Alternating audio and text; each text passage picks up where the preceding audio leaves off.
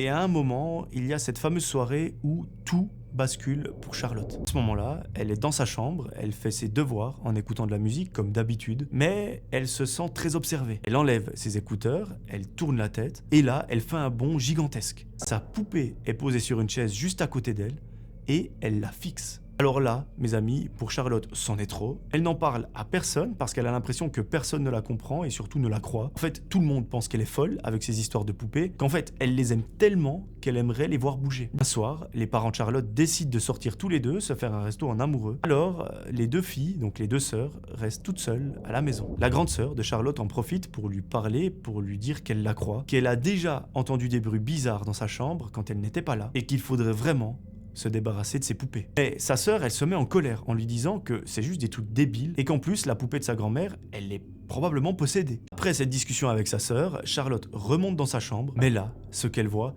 ça dépasse tout ce qu'elle a vécu jusqu'à présent. Elle est tétanisée par la peur, elle n'arrive même plus à bouger tellement elle est choquée. Sa poupée est assise devant la porte de sa chambre. C'est la première fois qu'elle la voit à l'extérieur. Elle attrape la poupée, elle lui met 2 tartes et elle la fout dans une boîte en carton qu'elle ferme avec du scotch. Cette boîte, elle la balance à la cave et elle ne veut plus jamais entendre parler de cette poupée. Mais le même soir, Charlotte, elle se réveille en pleine nuit parce qu'elle entend un bruit dans sa chambre et quand elle allume la lumière, ce qu'elle voit, c'est incroyable. Cette poupée de merde est assise sur son bureau. Elle ne comprend pas du tout comment c'est possible et elle se met à pleurer de toutes ses forces, toute seule dans son lit, parce que personne ne croira jamais qu'elle l'ait mise dans un carton et qu'elle l'ait mise à la cave. Elle se dit qu'on va vraiment la prendre pour la folle du bus. Du coup, elle se sent un petit peu piégée parce qu'elle n'arrivera probablement jamais à se débarrasser de cette poupée. Mais elle s'est décidée, demain elle ira en parler à une personne de confiance, sa grand-maman. Elle va prendre son petit déjeuner, mais quand elle remonte, elle remarque que dans le carton,